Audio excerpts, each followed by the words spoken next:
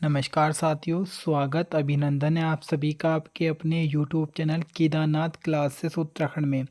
तो प्यारे बच्चों, जैसा कि आपको पता है स्नातक स्तरीय परीक्षा आपके लगभग ऐसा माना जा रहा है कि दिसंबर माह में वो री एग्ज़ाम होना है, क्योंकि पहले वो कैंसिल हो चुका है पेपर।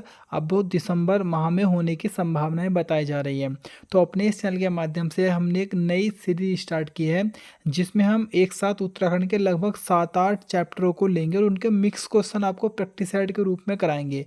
ये प्रश्न वो होंगे जो आने वाली मैं बात करूँ तो परीक्षाओं में आ चुके हैं, मतलब लेटेस्ट से लेकर 2025 से लेकर और जो पुराने समय में पेपर हुए हैं वहाँ से आए हुए हैं।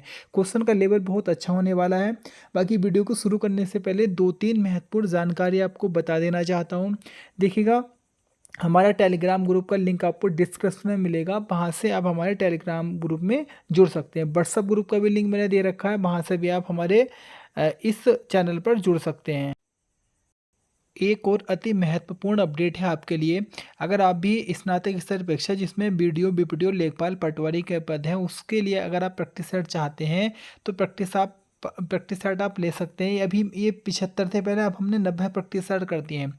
90 प्रैक्टिस सेट आपको मिलेंगे जिसका मूल्य 49 रुपये होने वाला है। ये हमारा कॉन्टैक्ट नंबर है 9627313767। इस पर आप व्हाट्सअप कीजिएगा और आपको संपूर्ण जानकारी प्रैक्टिस सेट के बारे में मिल जाएगी। तो चलिएगा प्यारे बच्चों, अधिक समय न लेते हुए आज की वीडियो की शुरुआत करते हैं। क्वेश्चन नंबर 1 है। क्वेश्चन नंबर 1 हमारा कहता है कि दी गई सूची 1 को सूची 2 से मिलान करना है। मतलब आपके सूची 1 में दे रखे हैं राष्ट्रीय उद्यान और दूसरी तरफ उसका जिला मिलाना है। तो अगर हम बात करेंगे प्यारे बच्चों, देखिएगा नंदा देवी राष्ट्रीय उद्यान की अगर हम बात करते हैं तो नंदा देवी राष्ट्रीय उद्यान हमारा चमोली ज़िले में स्थित है। गंगोत्री नेशनल पार्क हमारा उत्तरकाशी में आ जाता है। बिनसर हमारा आ जाता है, बिनसर वन्यजीव आपका अल्मोड़ा में, और अस्कोट वन्यजीव हमारा कहाँ पे आ जाता है, पिथौरागढ़ में। तो इस तरीके से आप यहाँ पे भी देख सकते हैं नंदा देवी राष्ट्रीय पार्क चमोली, गंगोत्री राष्ट्रीय पार्क उत्तरकाशी, बिनसर वन्य अभ्यारण्य अल्मोड़ा और अस्कोट हमारा आ जाता है पिथौरागढ़ में। क्वेश्चन नंबर 2 है, निम्नलिखित में कौन सा गढ़वाल के गोरखपंथी ग्रंथों से संबंधित नहीं है। तो अगर हम बात करेंगे गोरखपंथी ग्रंथों के बारे में तो इसमें आपका जो संबंधित नहीं है वो आपका सभा सागर। सभा सागर बोलिएगा, इसको हम सभासार के नाम से भी जानते हैं। तो ये आपका गढ़वाल के गोरखपंथी से संबंधित ना होकर पवार वंश के राजा सुदर्शन शाह जी ने इस ग्रंथ को लिखा है। चलिएगा, इसकी और हम अधिक जानकारी ले लेते हैं। सभा सागर गढ़वाल के गोरखपंथी ग्रंथों से संबंधित नहीं है। यह एक अलग प्रकार का ग्रंथ है जो संभवतः किसी अन्य धार्मिक या सामाजिक विषय से संबंधित है। तो मैंने आपको बताया था ये हमारे पवार वंश के राजा सुदर्शन शाह जी के द्वारा इसको लिखा गया था। और ये नाथ साहित्य के ग्रंथों में गोरखनाथ और उनके शिष्य के उपदेशों, यौगिक क्रियाओं, दार्शनिक सिद्धांतों और चमत्कारों का वर्णन मिलता है। बाकी इतना हमें इसमें ज़्यादा नहीं देखना है। अगला क्वेश्चन है, इसमें भी हमें सूची मिलानी है। एक तरफ अगर हम बात करेंगे ग्लेशियर के नाम दे रखे हैं और दूसरी तरफ उसका हमें क्या मिलाना है, जिला मिलाना है। तो देखिएगा, सबसे पहले हम बात करते हैं सबसे आसान जिनका हमें लगभग लगभग सभी बच्चों को आंसर पता रहता है। तो देखिएगा, खतलिंग ग्लेशियर की हम बात करते हैं तो खतलिंग ग्लेशियर हमारा कहाँ जाता है, टिहरी गढ़वाल में। नामिक हमारा कहाँ पे आ जाता है, पिथौरागढ़ जिले में हमारा देखने को मिल जाता है। सुंदरढूंगा की हम बात करेंगे बागेश्वर, और डोकरियानी की हम बात करेंगे तो उत्तरकाशी में आ जाता है। तो इस प्रकार से प्यारे बच्चों अगर हम बात करते हैं तो कोट हमारा या ऑप्शन डी एकदम करेक्ट हो जाता है। इनको हमें वैसे भी याद रखना है। खतलिंग ग्लेशियर आता है हमारा टिहरी में, नामिक पिथौरागढ़ में, डोकरियानी उत्तरकाशी में, और सुंदर डूंगा हमारा बागेश्वर जिले में आता है। बहुत अच्छे लेवल के प्रश्न होंगे और इनसे आपको काफ़ी सहायता मिलने वाली है आने वाले परीक्षाओं में। क्योंकि अगर हम देखते हैं कुछ इसी तरीके का प्रश्न पत्र बनाता है आपका यूके ट्रिपल एससी। ये आपका कूट मिलान करना है। क्वेश्चन नंबर हमारा पहला अगर हम बात करें स्टेटमेंट है, नंदा देवी राजत यात्रा नोटी गांव से प्रारंभ होती है। कथन 2, यात्रा के दौरान बेदनी बुग्याल एक महत्वपूर्ण पड़ाव है। तो इसमें आपको बताना है कि इसमें कौन सा सही है। तो देखिएगा, अगर हम बात करते हैं इसमें आपके दोनों कथन सही होंगे, क्योंकि नंदा देवी राजयात यात्रा का प्रारंभ कहाँ से होता है? नोटी गांव, जो हमारा चमोली जिले में पड़ता है, और इस यात्रा के अंतर्गत ही बेदनी बुग्याल एक महत्वपूर्ण पड़ाव होता है। तो ऑप्शन हमारा सी एकदम करेक्ट हो जाएगा। इसके बारे में थोड़ी डिटेल देख लेते हैं। नंदा देवी राजयात यात्रा उत्तराखंड की एक प्रसिद्ध धार्मिक यात्रा है, जिसे हिमालय की कुंभ यात्रा भी कहा जाता है। यह यात्रा चमोली जिले के नोटी गांव से प्रारंभ होती है, जिसे आदि गुरु शंकराचार्य से भी जोड़ा जाता है। आरंभ बिंदु की हम बात करेंगे तो नोटी गांव चमोली उत्तराखंड में इसका आरंभ बिंदु है। इसका आयोजन हर 12 साल में एक बार किया जाता है। लगभग 20 से 22 दिन की यात्रा आपकी बताई जाती है। समाप्ति बिंदु आएगा, मतलब समाप्ति कहाँ पे होती है? होमकुंड। एक है हेमकुंड, हेमकुंड अलग होता है, और होमकुंड क्या होता है? अलग होता है। तो चमोली के नोटी गांव से प्रारंभ होकर चमोली के ही होमकुंड तक यह यात्रा जाती है। इसके मुख्य पड़ाव बेदनी बुग्याल, बेदनी कुंड, रूपकुंड, होमकुंड, बाण, नोटी, एक लाटू देवता को भी बताते हैं, बाढ़ गांव से वो शामिल होते हैं। तो इस तरीके से दोनों ही आपके कथन एकदम सत्य हो जाएंगे। अब मैं आपको एक चीज़ बता दूं, अगर हम इन प्रश्नों की बात करेंगे तो हमको एक क्वेश्चन में करीबन 3-3, 4-4 क्वेश्चन भी देखने को मिलते हैं। तो आप ये मत सोचिएगा समय लग रहा है। समय अगर लग रहा है तो आपको क्वेश्चन भी ज़्यादा मिल रहे हैं, और बहुत अच्छे तरीके के क्वेश्चन मिल रहे हैं। और जो लेटेस्ट पैटर्न है UKSSC का, सेम ऐसे ही प्रश्न आपको देखने को मिल रहे होंगे। अगले प्रश्न की तरफ बढ़ते हैं। अगला प्रश्न कहता है, नंदोर वन्यजीव अभयारण्य निम्नलिखित में किस जनपद में स्थित है? तो ये बहुत आसान प्रश्न है, कई बार एग्जामों में ऐसे क्वेश्चन पूछे जा चुके हैं। प्यारे बच्चों, नंदोर वन्यजीव विहार की हम बात करते हैं तो ये हमारा नैनीताल, और वैसे तो नैनीताल ही बोलते हैं, लेकिन देखा जाए तो अगर इस तरीके से ऑप्शन आएगा तो नैनीताल और इसको चंपावत, इसका आंसर आपका हो जाता है। जी हाँ, अगर हम बात करेंगे नंदोर वन्यजीव अभयारण्य, यह गोला और शारदा नदियों के बीच में फैला हुआ है। अर्थात गोला नदी हमारी कहाँ पे देखने को मिलती है? नैनीताल वाले क्षेत्रों में। और शारदा नदी हमको कहाँ देखने को मिलेगी? चंपावत के बीच में देखने को मिलती है। तो ये आपका, अगर हम बात करते हैं तो दोनों जगह पे स्थित। लेकिन अगर एक ही कभी ऑप्शन में सिंगल ही पूछ ले, मान लो ऑप्शन ए नैनीताल आ जाए, ऑप्शन बी चंपावत, तो हमको नैनीताल लगा देना है। उसके बाद अगर हम बात करेंगे, यह अभ्यारण्य 270 वर्ग किलोमीटर में फैला है। और अगर हम बात करेंगे, इसको 2012 में वन्यजीव अभ्यारण्य घोषित किया गया था। अगला प्रश्न है हमारा, इस वृक्ष की पत्तियां जानवरों के चारे के रूप में प्रयुक्त की जाती है। इसका रेशा रस्सी बनाने के लिए प्रयुक्त होता है, और इसकी लकड़ी का ऊष्मीयमान अधिक होने के कारण इसका प्रयोग जलौनी लकड़ी के रूप में किया जाता है। यह कथन उत्तराखंड में पाए जाने वाले किस वृक्ष के लिए सही बैठता है? तो अब जल्दी से आंसर बताइएगा। ऑप्शन है आपके पास तिमिल, चीड़, भीम, ये भीगल है, भीमल होगा, और खड़क। तो प्यारे बच्चों, आंसर आपका ऑप्शन सी एकदम करेक्ट हो जाएगा, भीमल। अर्थात उत्तराखंड के पहाड़ी इलाकों में पाया जाने वाला भीमल एक औषधीय पेड़ है।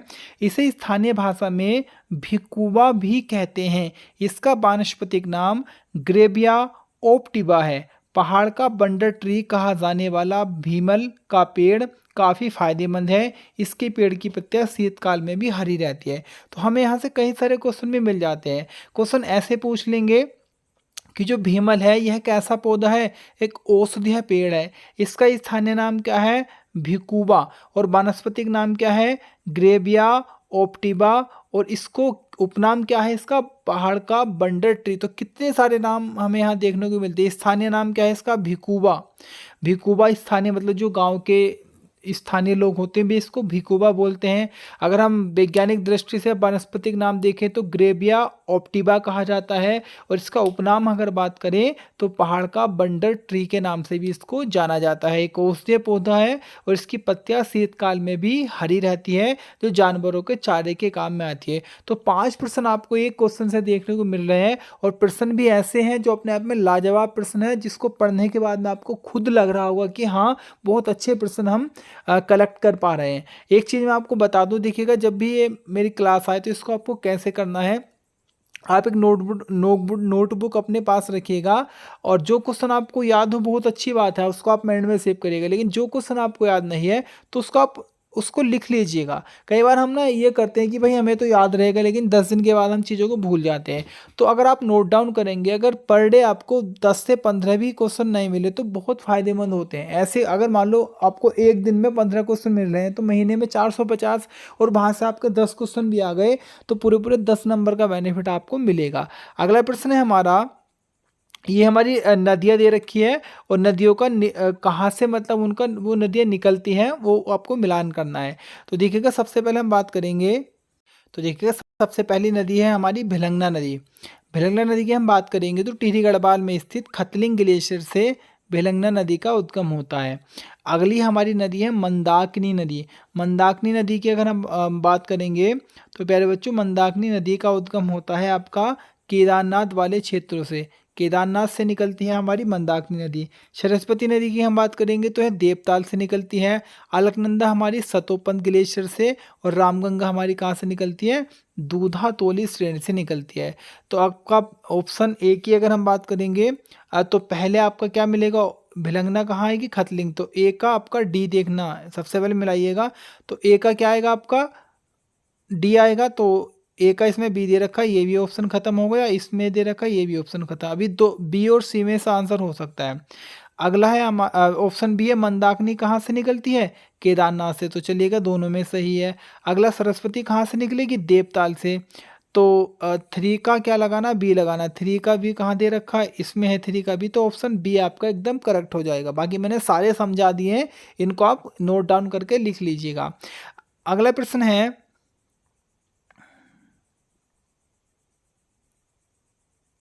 अगला क्वेश्चन है हमारा, देखिएगा कथन एक ये कहता है खतलिंग ग्लेशियर भिलंगना नदी का स्रोत है। बिल्कुल सही बात है, खतलिंग ग्लेशियर से आपकी कौन सी नदी निकलती है, भिलंगना नदी निकलती है। अगला है, यह ग्लेशियर टिहरी जिले में केदारनाथ से 10 किलोमीटर पश्चिम स्थित है। तो बिल्कुल सही है ये भी। तो दोनों आपके कथन क्या हो जाएंगे, सही हो जाएंगे। लेकिन इसका अगर हम बात करेंगे, ऑप्शन सी हमारा करेक्ट होगा, क्योंकि दोनों कथन सही है परंतु आर ए का सही स्पष्टीकरण नहीं है। कोई मतलब एक ऐसी कोई इसमें दोनों में संबंध इस तरीके का नहीं बन पा रहा है, लेकिन दोनों ही क्या है आपके कथन सही हो जाएंगे। तो डिटेल में देख लेते हैं। भिलंगना नदी, भिलंगना नदी उत्तराखंड में एक हिमालय नदी है जो गंगा नदी की स्रोत धारा तथा भागीरथी नदी की प्रमुख सहायक नदी है।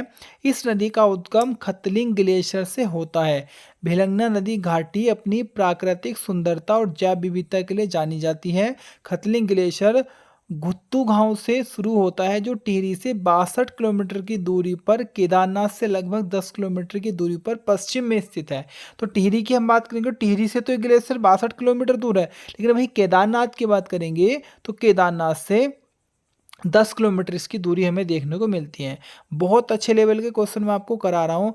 अगला प्रश्न है, निम्नलिखित में कौन सा उत्तराखंड का सबसे बड़ा बुग्याल है। तो एक नॉर्मल क्वेश्चन है और देखिएगा UK triple junior assistant exam में आया हुआ है। नीचे लिखा हुआ है जो जिस एग्जाम में क्वेश्चन आ रखे हैं, मतलब जिस पेपर में आए हैं वो नीचे दे रखा है।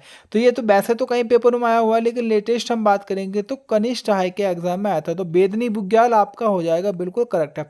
अर्थात उत्तराखंड का सबसे बड़ा जो बुग्याल है वो बेदनी बुग्याल है। बेदनी बुग्याल की थोड़ी डिटेल में देख लेते हैं। देखिएगा बेदनी बुग्याल, बुग्याल चारागाह भूमिया घास के मैदान है जो पंक्ति एवं हिमरेखा के बीच उगते हैं। ये हरे मखमली घास के मैदान होते हैं। यहाँ की मिट्टी में सर्वाधिक नमी पाई जाती है तथा ये ढलान आकार की होती है। चमोली जिले का बेदनी बुग्याल एशिया का सबसे बड़ा घास का मैदान है। जी हाँ, राज्य को तो सबसे बड़ा बुग्याल है ही, साथ ही ये पूरे एशिया की अगर हम बात करेंगे तो एशिया में सबसे बड़ा घास का मैदान है। बाकी अन्य हम बात करेंगे तो गुरसो, ओली, हरकीदून, कोशानी, कुशकल्याण, चोपता घाटी, पवाली कांठा आदि भी क्या है, ये महत्वपूर्ण बुग्याल प्रदेश में आपको देखने को मिल जाएंगे। बढ़ते हैं अगले प्रश्न की तरफ। अगला प्रश्न है, निम्नलिखित में कौन सा कथन सही नहीं है। तो 4 कथन दे रखे, इसमें से आपको बताना है। तो देखिएगा प्यारे बच्चों, इसको आप क्वेश्चन को थोड़ा चेंज कर लेना। निम्नलिखित में कौन सा कथन सही है ये कर लेना, इसको नहीं को हटा दो। अब सही है, निम्नलिखित में कौन सा कथन सही है। तो ऑप्शन ए आपका, रामगंगा की उत्पत्ति दूधा तोली श्रेणी के पूर्व ढाल से हुई, ये आपका सही हो जाएगा। बाकी जो बी, सी और डी हैं तीनों के तीनों क्या हो जाएंगे, आपके गलत हो जाएंगे। चलिएगा थोड़ा डिटेल में मैं आपको समझा देता हूँ सही तरीके से। देखिएगा, अगर हम बात करेंगे रामगंगा नदी का उद्गम दूधा तोली पर्वत की श्रेणी से होता है, बिल्कुल ये करेक्ट हो जाएगा। पिंडर नदी कर्णप्रयाग में अलकनंदा से मिलती है, ना कि नंदप्रयाग से, क्योंकि ऑप्शन बी में आपका दे रखा है, ऑप्शन बी में दिया है कि पिंडर अलकनंदा से नंदप्रयाग में मिलती है, तो बिल्कुल ये गलत हो जाएगा। नंदप्रयाग में नहीं मिलती, कहाँ मिलती है? कर्णप्रयाग में मिलती है। अगला ऐसे ही आपका अगला जो दे रखा है, खो नदी की उत्पत्ति पौड़ी गढ़वाल जिले में स्थित कोटद्वार के पास पहाड़ियों से होती है, ना कि केदारनाथ से, ये भी गलत है। अलकनंदा नंदाकिनी अलकनंदा से नंदप्रयाग में मिलती है, विष्णुप्रयाग में नहीं। अतः बी सी डी विकल्प गलत है और ऑप्शन ए आएगा तो आपका एकदम सही हो जाएगा। अगला प्रश्न है, उत्तराखंड के किस जिले में देवालधार मैग्नेसाइट संचित भंडार स्थित है? बात करते हैं, देवालधार मैग्नेसाइट संचित भंडार कहाँ पे स्थित है? अल्मोड़ा जिले में स्थित है। ऑप्शन सी करेक्ट हो जाएगा। तो देखिएगा, उत्तराखंड के अल्मोड़ा जिले में देवालधार मैग्नेसाइट संचित भंडार है। यह खनिज मैग्नीशियम ऑक्साइड का प्रमुख स्रोत है, जिसका उपयोग औद्योगिक अग्निरोधी सामग्रियों, उर्वरक और धातु उद्योग में किया जाता है। उत्तराखंड में अल्मोड़ा, बागेश्वर, पिथौरागढ़ जिले में मैग्नीसाइट के अच्छे भंडार पाए जाते हैं, लेकिन देवालधार अर्थात अल्मोड़ा का मैग्नीसाइट उच्च गुणवत्ता का माना जाता है। अगला प्रश्न है हमारा, ऋषिकेश कर्णप्रयाग रेल परियोजना निम्न 5 शहरों को किस क्रम में जोड़ती है? तो ये आपको बताना है। देखिएगा, इसकी अगर हम बात करते हैं तो थोड़ा मैं आपको बता देता हूँ। सबसे पहले हम बात करेंगे, जब हम इसमें ऋषिकेश कर्णप्रयाग की बात करते हैं तो मतलब ऋषिकेश पहला बिंदु होगा, कर्णप्रयाग क्या होगा? आखिरी का बिंदु होगा ना। ये रेल मार्ग ऋषिकेश से स्टार्ट होता है, कर्णप्रयाग तक जाता है, तो पहला बिंदु क्या होगा? जाहिर सी बात है ऋषिकेश होगा, और अंतिम बिंदु क्या होगा? कर्णप्रयाग होगा। तो ये इतना तो आपने समझ लिया होगा। आप देखिएगा, ऑप्शन ए मतलब ऋषिकेश पहले पे होगा, तो ये ऑप्शन तो आपका एकदम गलत हो जाएगा, क्योंकि इसमें पहले पे क्या दे रखा है? बी दे रखा है। तो मैं आपको सीधा सीधा बताता हूँ। देखिए, सबसे पहले अगर हम चलते हैं इस मार्ग पे, ये जो आपका ट्रेन वाला रूट बन रहा है, तो सबसे पहले हमारा ऋषिकेश पड़ेगा। ऋषिकेश से जब हम आगे बढ़ते हैं तो उसके बाद हम जाएंगे कहाँ पे? कौन से ज़िले में जाएंगे? टिहरी में हम जाएंगे। तो ऋषिकेश के बाद हमें क्या देखने को मिलेगा? टिहरी का देवप्रयाग। देवप्रयाग के बाद जब हम आगे बढ़ते हैं तो हमें क्या देखने को मिलता है? श्रीनगर देखने को मिलता है। श्रीनगर जब हम सागम बढ़ते हैं तो हमको क्या मिलता है? गोचर मिलता है, और गोचर के बाद हम आगे जाएंगे तो हमको क्या क्या मिलेगा? कर्णप्रयाग मिलेगा। तो इस तरीके से हम बात करेंगे। पहले पे क्या आएगा? ऋषिकेश आएगा। उसके बाद दूसरे नंबर पे हमारे क्या आएगा? देवप्रयाग आएगा। तो इस तरीके से ऑप्शन सी हमारा क्या हो जाएगा? करेक्ट हो जाएगा। ये वाला ऑप्शन हमारा एकदम सही बन रहा है, ऑप्शन सी। हाँ, ऋषिकेश कर्णप्रयाग रेल परियोजना उत्तराखंड राज्य में है। परियोजना का कुल मार्ग 125 किलोमीटर लंबा है, जो ऋषिकेश को कर्णप्रयाग से जोड़ता है। इस परियोजना की शुरुआत 2010 में हुई थी, जिसका उद्देश्य राज्य के दूर दराज क्षेत्रों को बेहतर रेल संपर्क प्रदान करना है। ऋषिकेश कर्णप्रयाग रेल परियोजना ऋषिकेश, देवप्रयाग, श्रीनगर, गोचर, कर्णप्रयाग शहरों को क्रमशः जोड़ती है, और ये क्वेश्चन 2024 के स्टेनो के एग्जाम में आ चुका है। अगला प्रश्न है हमारा, ये आपका मिलान करना है। अशोक का शिलालेख, मतलब हमें मिलाने कहाँ से क्या मिला? अशोक का शिलालेख, देखो सीधी सीधी बात है, बहुत बार पेपर में आ चुका है। अशोक का शिलालेख कहाँ से मिला है? कालसी से मिला है। अशोक का शिलालेख कालसी से। इसके बाद हम बात करेंगे जहानवी नोला। जहानवी नोला कहाँ से? गंगोली हाट। गंगोली हाट कहाँ पड़ता है? पिथौरागढ़ में पड़ता है। इसके बाद बाड़ाहाट का त्रिशूल लेख, अशोक का शिलालेख कालसी, और जहानबीनोला गंगोली हाट। बाड़ाहाट का त्रिशूल लेख कहाँ पे? उत्तरकाशी में।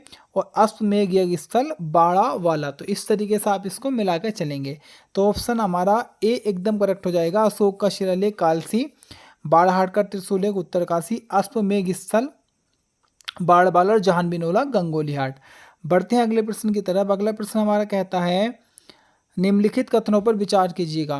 तो इसमें आपको बताना है कौन सा सही है। मिलम और चोराबाड़ी हिमनद के प्रकार हैं। मिलम उत्तरकाशी में स्थित है, तो ऑप्शन ए तो हमारा करेक्ट है। ऑप्शन बी क्या हो जाएगा हमारा? गलत, क्योंकि मिलम उत्तरकाशी में ना होकर पिथौरागढ़ में है हमारे। हाँ, पिथौरागढ़ में हमें देखने को मिलता है। तो ऑप्शन हमारा क्या है? ओनली एक करेक्ट है। ऑप्शन बी क्या हो जाएगा? गलत हो जाएगा, क्योंकि ये पिथौरागढ़ में देखने को मिलेगा। अगला क्वेश्चन है, उत्तराखंड का भाग नहीं है। तो देखिए हम बात करेंगे, कोटादून, बाटादून, पतलीदून, हरकी। तो ऑप्शन सी आपका क्या हो जाएगा, क्योंकि देखिएगा प्यारे बच्चों, बाटादून जो आता है, बाटादून हमारा उत्तराखंड में ना होके हिमाचल प्रदेश में आपके है।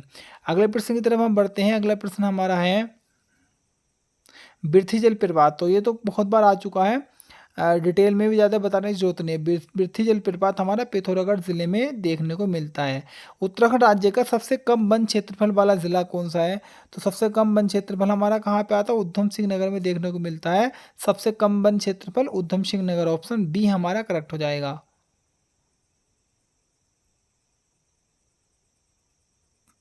सतोपन से कौन सी नदी निकलती है? अलकनंदा नदी निकलती है, ऑप्शन सी सही है। अगला क्वेश्चन है चाइना पीक कहाँ पे स्थित है? तो चाइना पीक आपका नैनीताल जिले में देखने को मिल जाएगा, ऑप्शन डी हमारा करेक्ट है। नैनीताल में है आपका चाइना पीक। नैना पीक, जिसे चाइना पीक के नाम से भी जाना जाता है, नैनीताल शहर की सबसे ऊंची चोटी है।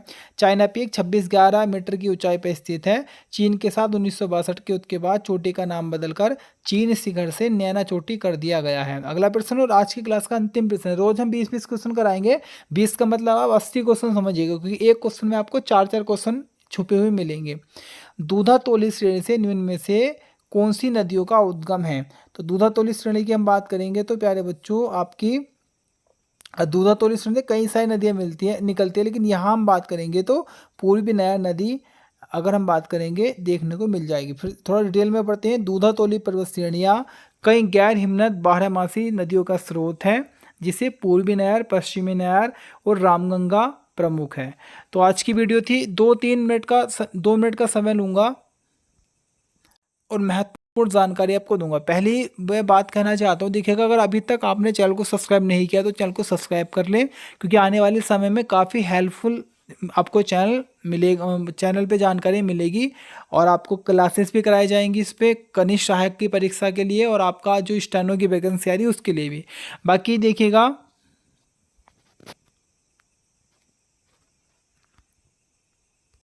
अगर आप हमारी इस प्रैक्टिस सेट को परचेस करना चाहते हैं तो मात्र 49 रुपये इसका चार्ज रखा गया है। ये हमारा कॉन्टैक्ट नंबर है, इस पर आप मैसेज कीजिएगा। संपूर्ण जानकारी आपको प्रैक्टिस सेट की मिल जाएगी। आज के लिए इतना ही, मिलूंगा